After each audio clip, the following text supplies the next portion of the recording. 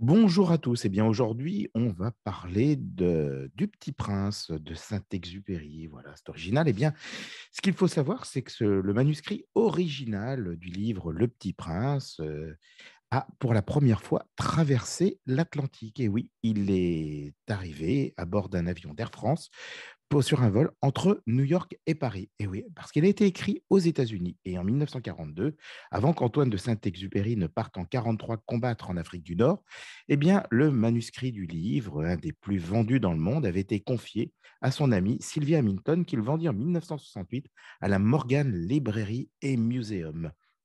Depuis, il n'avait jamais traversé l'Atlantique et c'est désormais chose faite. Voilà, donc on s'est dit qu'on allait quand même le signaler, faire une petite info brève là-dessus.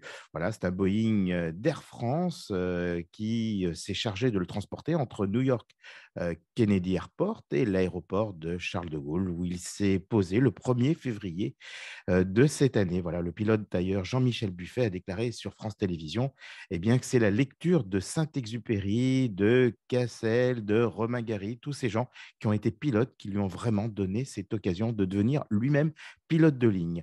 Alors voilà, la rencontre du Petit Prince, eh bien, la première grande exposition en France sera consacrée au chef-d'œuvre de la littérature et sera lieu à partir du 17 février et jusqu'au 26 juin 2022, Musée des Arts Décoratifs. Les New-Yorkais, bien entendu, avaient pu en profiter, et ce, dès 2014. Voilà. Près de 600 pièces, dont des aquarelles, des esquisses, des dessins et correspondances, seront exposées, pour la plupart des inédits, mais également des photographies, des poèmes, des coupures de journaux et des extraits de correspondances de l'écrivain, poète, aviateur, explorateur, journaliste, inventeur, philosophe, voilà, porté par sa vie, toute sa vie, par un idéal humaniste, véritable moteur de son œuvre, selon la Fondation Antoine de Saint-Exupéry. Voilà, c'était une petite brève qu'on voulait quand même signaler pour nos auditeurs de la French Radio. Bonne journée, à bientôt. La French Radio, Portugal.